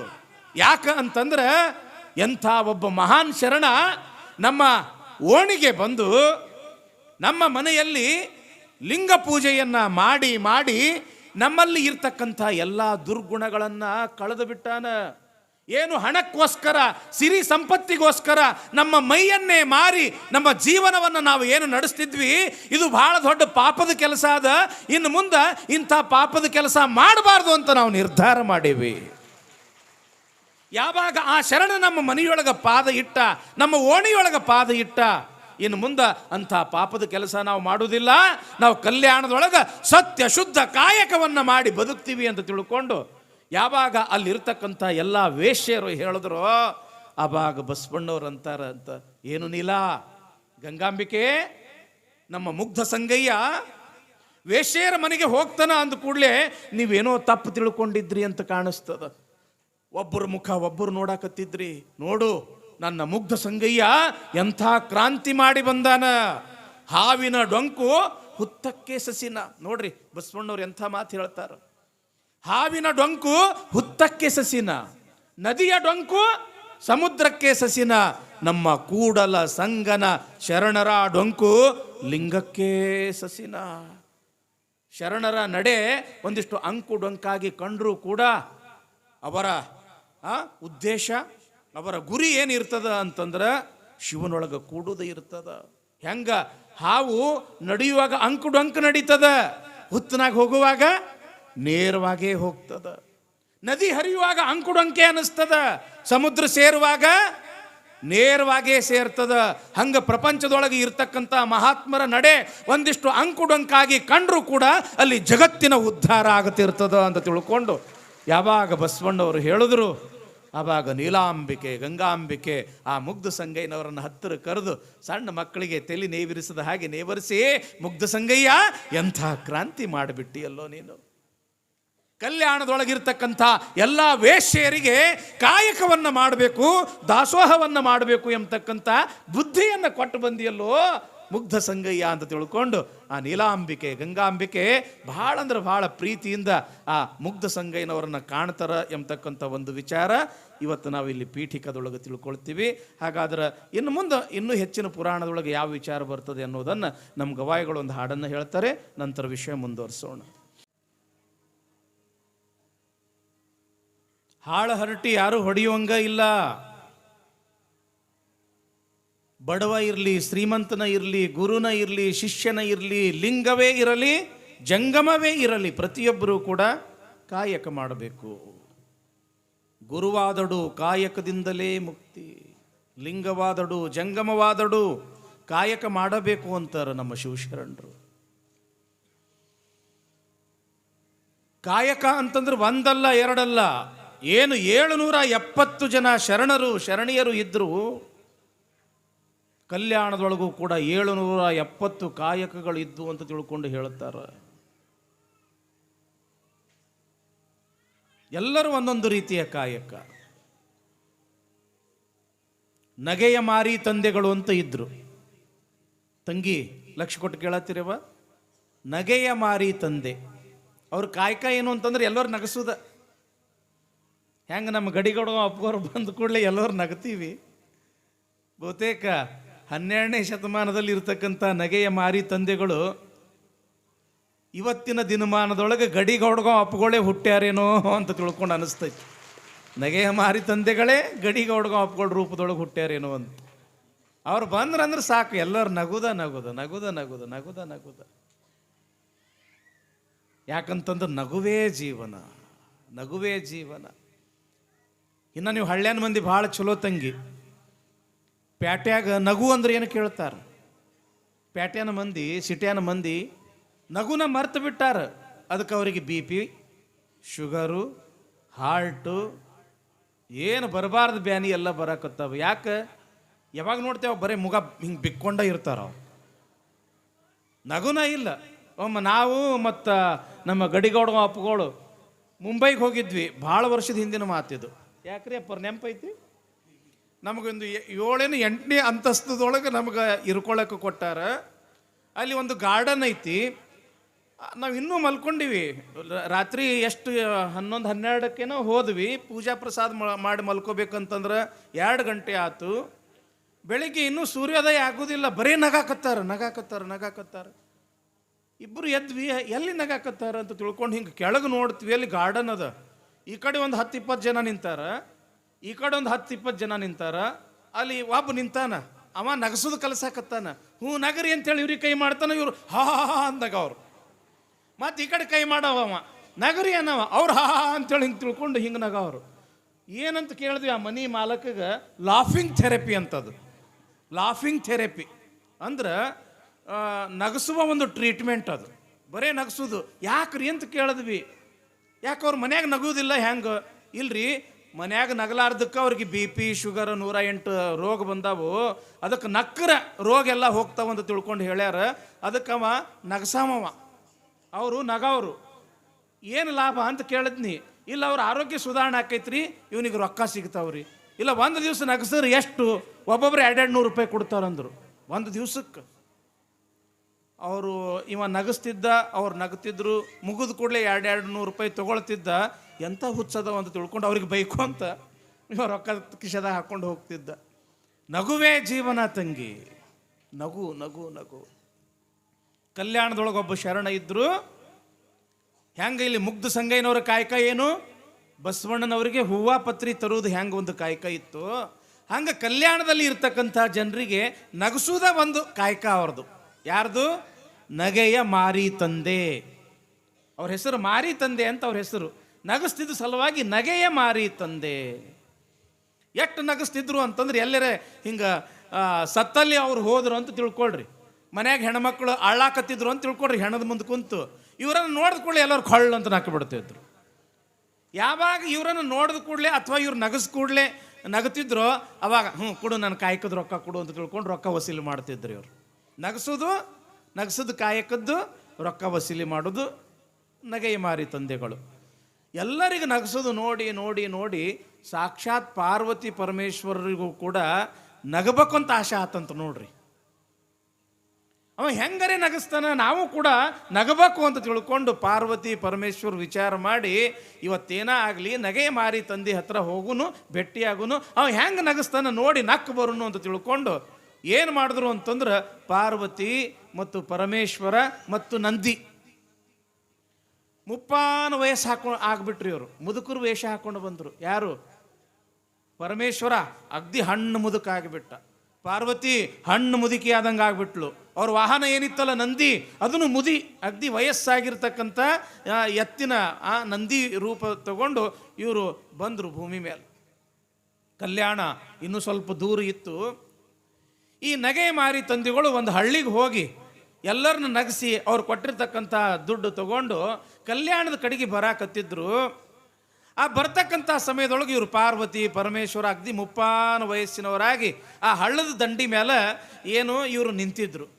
ಆ ಸಮಯದೊಳಗೆ ಈ ನಗೆಯ ಮಾರಿ ತಂದೆಗಳು ಬಂದರು. ಇವರನ್ನು ನೋಡಿದ್ರು ಪಾರ್ವತಿ ಪರಮೇಶ್ವರರು. ಓಹೋ, ಎಲ್ಲರಿಗೂ ನಗಸಾವ ಇವನ, ನೋಡೋಣ ನಮಗೆ ಹೆಂಗಾರ ನಗಸ್ತಾನ ಅಂತ ತಿಳ್ಕೊಂಡು, ಏನಪ್ಪ ತಮ್ಮ ಯಾವ ಊರ ಅಂತ ಕೇಳಿದ್ರು. ಹಿಂಗ್ರಿ ನಮ್ದು ಇಂಥ ಊರ ಮತ್ತು ಇಂಥ ಹಳ್ಳಿಗೆ ಮತ್ತು ನಾನು ಕಾಯಕಕ್ಕೆ ಹೋಗಿದ್ನಿ. ಮತ್ತೀಗ ಎಲ್ಲಿಗೆ ನಡೆದಿ? ಕಲ್ಯಾಣಕ್ಕೆ ನಡೆದೀನಿ, ಬಸವಣ್ಣನ ಕಲ್ಯಾಣಕ್ಕೆ ನಡೆದೀನಿ. ಅಲ್ಲೋ ಕಲ್ಯಾಣಕ್ಕೆ ನಡೆದೀನಿ ಅಂತಿ, ಹಳ್ಳ ನೋಡಿದ್ರು ತುಂಬಿ ಬಂದು ಬಿಟ್ಟದ. ಮತ್ತು ನೀ ಹಳ್ಳ ಹೆಂಗೆ ದಾಟ್ತೀವೋ ಅಂತ ತಿಳ್ಕೊಂಡು ಪರಮಾತ್ಮ ಕೇಳ್ದ, ಮುಪ್ಪಾನ ವಯಸ್ಸಿನಾಗಿರ್ತಕ್ಕಂಥ ಪರಮಾತ್ಮ.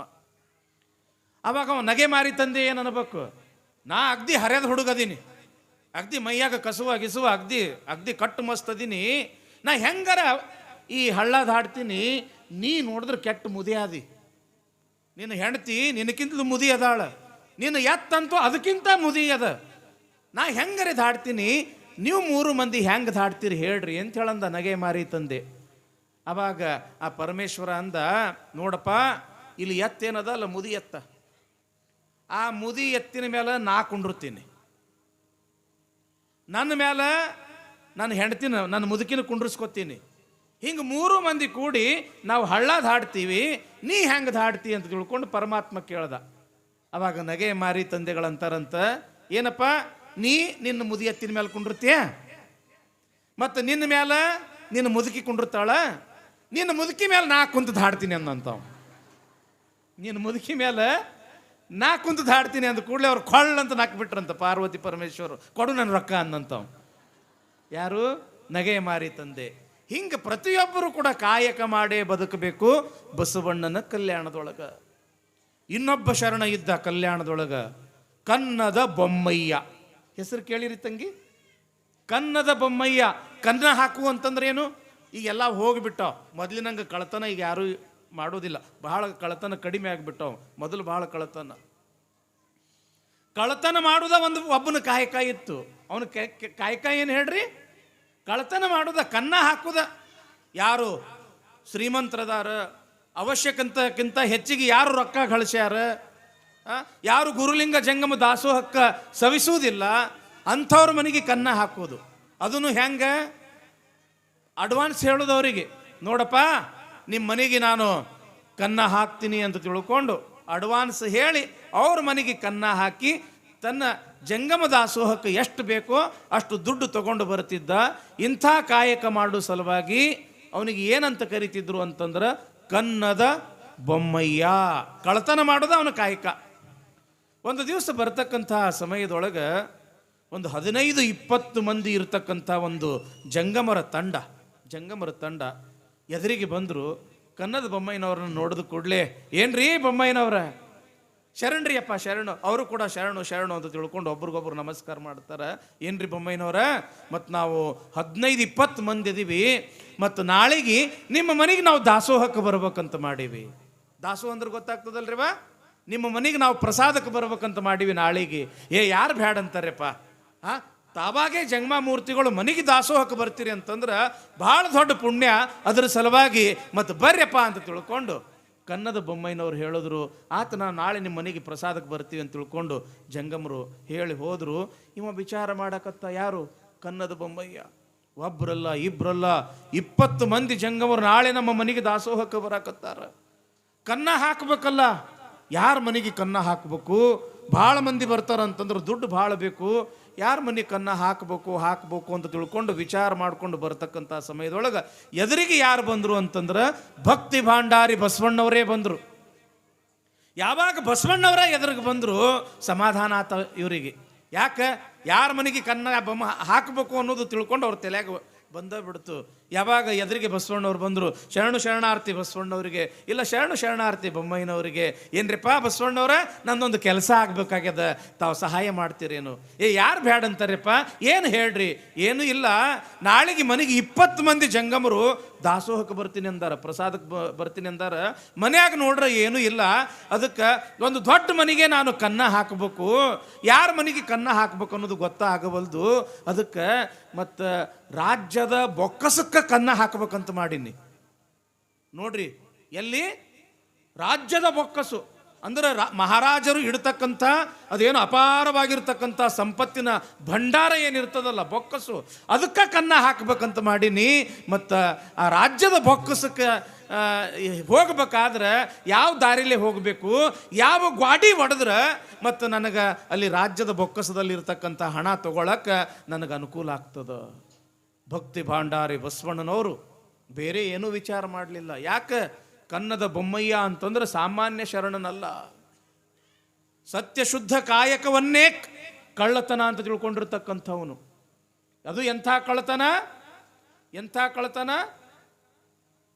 ಜಂಗಮ ದಾಸೋಹಕ್ಕಾಗಿ ಮಾಡ್ತಕ್ಕಂಥ ಕಳ್ಳತನ, ಜಂಗಮ ದಾಸೋಹದ ಸಲುವಾಗಿ ಕಳ್ಳತನ. ಇವರು ಮಾಡಿರ್ತಕ್ಕಂಥ ಕಳ್ಳತನ ಇದು ಜಂಗಮ ದಾಸೋಹಕ್ಕೆ ಸಲ್ತದ ಅಂತ ತಿಳ್ಕೊಂಡು ಮತ್ತೇನು ವಿಚಾರ ಮಾಡದೆ, ಏನ್ರಿ ಬೊಮ್ಮಯ್ಯನವ್ರ, ಮತ್ತು ತಾವೇನು ಅರಮನೆಯೊಳಗೆ ಬರ್ತೀರಿ, ಈ ಕಡೆ ಏನು ಮಹಾ ದೊಡ್ಡ ದರ್ಬಾರ ಅದ, ದರ್ಬಾರದಿಂದ ಎಡಗಡೆ ಏನು ಒಂದು ದೊಡ್ಡ ಒಂದು ರಸ್ತೆ ಹೋಗಿ ಮುಂದೆ ಇಂಥ ಒಂದು ಕೋಣೆಗೆ ಕೂಡ್ತದ. ಆ ಕೋಣೆ ದಾಟದ ಕೂಡಲೇ ಅಲ್ಲೇ ರಾಜ್ಯದ ಬೊಕ್ಕಸ ಅದ. ಆ ಗ್ವಾಡಿ ಹೊಡೆದ್ರಿ ಅಂತಂದ್ರೆ ನಿಮ್ಗೆ ರಾಜ್ಯದ ಬೊಕ್ಕಸದಲ್ಲಿರ್ತಕ್ಕಂಥ ಸಂಪತ್ತು ನಿಮಗೆ ಸಿಗುತ್ತದ. ಭಾಳ ಚಲೋ ಆತ್ರಿಪ್ಪ, ಶರಣು ಶರಣಾರ್ಥಿ ಅಂದರು. ಅವರು ಶರಣು ಶರಣಾರ್ಥಿ ಅಂತ ತಿಳ್ಕೊಂಡು ಹೋದರು. ಆ ದಿವಸ ರಾತ್ರಿ ಆ ರಾಜ್ಯದ ಬೊಕ್ಕಸಕ್ಕೆ ಕನ್ನ ಹಾಕೇ ಬಿಟ್ಟ ಕನ್ನದ ಬೊಮ್ಮಯ್ಯ. ಗ್ವಾಡಿ ಒಡೆದು ಬಿಟ್ಟ. ಇನ್ನೇನು ಆ ಗ್ವಾಡಿ ಒಡೆದು ತನಗೆ ಎಷ್ಟು ಬೇಕು ಅಷ್ಟು ದುಡ್ಡು ತಗೊಂಡು ಹಿಂಗೆ ನಡೆದಿದ್ದ. ಇದನ್ನು ಯಾರು ನೋಡಿದ್ರು ಅಂತಂದ್ರೆ ಕೊಂಡಿ ಮಂಚಣ್ಣ ನೋಡಿದ್ ನೋಡ್ರಿ. ಕೊಂಡಿ ಮಂಚಣ್ಣ ನೋಡ್ದವನ, ಸಿಕ್ಕ ಬಸವಣ್ಣ ನನ್ನ ಕೈಯಾಗ, ಬಿಡಬಾರ್ದು ಈ ಬಸವಣ್ಣನ ಅಂತ ತಿಳ್ಕೊಂಡು ಹೊಡ್ಕೊಂತ ಮಹಾರಾಜರ ಹತ್ರ ಬಂದವನ, ಮಹಾರಾಜರ ಬಸವಣ್ಣ ಭಾಳ ದೊಡ್ಡ ಅನ್ಯಾಯ ಮಾಡ್ಯಾನ. ಈ ರಾಜ್ಯದ ಬೊಕ್ಕಸಕ್ಕೆ ಕನ್ನವನ್ನು ಹಾಕಿಸಿ ಭಾಳ ದೊಡ್ಡ ದ್ರೋಹ ಮಾಡ್ಯಾನ. ಅದಕ್ಕೆ ನೋಡ್ರಿ, ನಾ ಸುಳ್ಳು ಆಡಿದ್ರೆ ಆ ಕನ್ನದ ಬೊಮ್ಮಯ್ಯ ಬೊಕ್ಕಸಕ್ಕ ಕನ್ನ ಹಾಕ್ಯಾನ. ಆ ಕನ್ನದ ಬೊಮ್ಮಯ್ಯನಿಗೆ ಈ ಬೊಕ್ಕಸದ ದಾರಿ ಹೆಂಗೆ ಗೊತ್ತಾಗ್ತದ, ಅದನ್ನು ಬಸವಣ್ಣನೇ ಹೇಳ್ಯಾನ, ಇದರೊಳಗೆ ಸಂಶಯವೇ ಇಲ್ಲ ಅಂತ ತಿಳ್ಕೊಂಡು ಯಾವಾಗ ಆ ಕೊಂಡಿ ಮಂಚಣ್ಣ ರಾಜನಾಗಿರ್ತಕ್ಕಂಥ ಬಿಜ್ಜಳ ಮಹಾರಾಜನಿಗೆ ಹೇಳ್ದ, ಹೌದೇನು, ಹಾಗಾದ್ರೆ ಬಸವಣ್ಣವರನ್ನು ಕರೆಸೇ ಬಿಡು. ಬಸವಣ್ಣವರು ಬಂದು ಬಿಟ್ರು. ಎಲ್ಲಿ ಹಾಕ್ಯಾನ ಕನ್ನ, ತೋರಿಸು ನಡಿ ಅಂತ ತಿಳ್ಕೊಂಡು ಯಾವಾಗ ಕೊಂಡಿ ಮಂಚಣ್ಣನವರಿಗೆ ಹೇಳೋದೇ ತಡ, ಬರ್ರಿ ಅಂತ ತಿಳ್ಕೊಂಡು ಎಲ್ಲಿ ಆ ಕನ್ನದ ಬೊಮ್ಮಯ್ಯ ಆ ಗೋಡೆಯನ್ನು ಒಡೆದಿದ್ದ, ನೋಡ್ರಿ ಇಲ್ಲೇ ಕನ್ನ ಹಾಕ್ಯಾನ ಅಂತ ತಿಳ್ಕೊಂಡು ಹಿಂಗೆ ರಾಜನಿಗೆ ಹಿಂಗೆ ತೋರಿಸ್ತಾನ ಕನ್ನದ ಯಾರು ಆ ಕೊಂಡಿ ಮಂಚಣ್ಣ. ರಾಜ ದಿಟ್ಟಿಸಿ ನೋಡ್ತಾನ, ಆ ಕನ್ನದ ಬೊಮ್ಮಯ್ಯ ಎಷ್ಟು ಗಾಡಿ ಒಡೆದಿದ್ದ ಆ ಗೋಡೆಯ ಮಣ್ಣ ಮತ್ತು ಕಲ್ಲು ಎಲ್ಲ ಬಂಗಾರ ಆಗಿಬಿಟ್ಟಿತ್ತು. ಅವ ಎಷ್ಟು ಮುಟ್ಟಿದ್ದ ಅಲ್ಲ, ಕನ್ನದ ಬೊಮ್ಮಯ್ಯ ಎಷ್ಟು ಆ ಕಲ್ಲು ಮಣ್ಣುಗಳಿಗೆ ಮುಟ್ಟಿದ್ದೆಲ್ಲವೂ ಕೂಡ ಆ ಕಲ್ಲ ಮಣ್ಣ ಬಂಗಾರ ಆಗಿಬಿಟ್ಟಿದ್ದು. ಇದನ್ನು ರಾಜ ನೋಡ್ದ. ರಾಜ ನೋಡಿ ಮನಸ್ಸಿನಾಗ ಅಂದ, ಇದು ಒಂದ ಗ್ವಾಡಿ ಯಾಕೆ ಹೊಡೆದನ, ಇನ್ನೊಂದೇ 4 ಗ್ವಾಡಿ ಹೊಡೆದಿದ್ರು ಚಲೋ ಇತ್ತಲ್ಲ. ಆವಾಗ ಬಸವಣ್ಣವ್ರಂತಾರ, ಮಹಾರಾಜರೇ, ಕನ್ನದ ಬೊಮ್ಮಯ್ಯ, ಕನ್ನ ಹಾಕೋದು ಅದು ತಪ್ಪು. ಯಾಕ? ಕಳಬೇಡ, ಕೊಲಬೇಡ, ಹುಸಿಯ ನುಡಿಯಲು ಬೇಡ, ಕಳ್ಳತನ ಮಾಡಬಾರ್ದು ಅನ್ನೋದು ಅದು ಶುದ್ಧವಾಗಿರ್ತಕ್ಕಂಥದ್ದು, ಸತ್ಯವಾಗಿರ್ತಕ್ಕಂಥದ್ದು. ಆದ್ರೆ ಇಲ್ಲಿ ಕನ್ನದ ಬೊಮ್ಮಯ್ಯ ಕನ್ನವನ್ನು ಹಾಕೋದೇ ತನ್ನ ಕಾಯಕ ಅಂತ ತಿಳ್ಕೊಂಡು ಆತ ಎಂಥವ್ರ ಮನೆಗೆ ಕನ್ನ ಹಾಕ್ತಿದ್ದ? ಯಾರು ಗುರುಲಿಂಗ ಜಂಗಮಕ್ಕೆ ದಾನ ಮಾಡೋದಿಲ್ಲ ಅಂಥವ್ರ ಮನೆಗೆ ಕನ್ನ. ಎಂಥವ್ರ ಮನೆಗೆ ಕನ್ನ ಹಾಕ್ತಿದ್ದ? ಅವಶ್ಯಕತೆಗಿಂತ ಹೆಚ್ಚಿಗೆ ಯಾರು ಸಂಪತ್ತನ್ನು ಕೂಡಿ ಇಡ್ತಾರ ಅಂಥವ್ರ ಮನೆಗೆ ಕನ್ನ. ಅದನ್ನು ತನಗೆ ಎಷ್ಟು ಬೇಕೋ, ಜಂಗಮ ದಾಸೋಹಕ್ಕೆ ಎಷ್ಟು ಬೇಕೋ ಅಷ್ಟೇ ಕನ್ನ ಹಾಕಿ ಜಂಗಮ ದಾಸೋಹನವನ್ನು ಆಡ್ತಕ್ಕಂಥವನು. ಆತನ ಒಂದು ಸತ್ಯ ಶುದ್ಧ ಕಾಯಕದ ಒಂದು ಬಲದಿಂದ ಆತ ಮುಟ್ಟಿರ್ತಕ್ಕಂಥ ಕಲ್ಲು ಮಣ್ಣು ಸಹಿತ ಬಂಗಾರ ಆಗ್ಯದ. ಇಂಥವರು ಕಲ್ಯಾಣದ ಶರಣರು ಅಂತ ತಿಳ್ಕೊಂಡು ಬಸವಣ್ಣನವರು ಕಲ್ಯಾಣದ ಶರಣರ ಬಗ್ಗೆ ಮಹಾರಾಜನಿಗೆ ವಿವರಣೆ ಕೊಡ್ತಾರೆ ಎಂಬಲ್ಲಿಗೆ ಇವತ್ತಿನ ಒಂದು ಪುರಾಣ. ಯಾಕಂತಂದ್ರೆ ಪೂಜ್ಯರ ಆಶೀರ್ವಚನ ಅದ ಮತ್ತು ವಿಶೇಷವಾಗಿ ತುಲಾಭಾರ. ಇವತ್ತು ತುಲಾಭಾರವನ್ನು ಮಾಡಾಕ ನೋಡ್ರಿ ಎಲ್ಲಿಂದ ಬಂದಾರ ಅಂತಂದ್ರೆ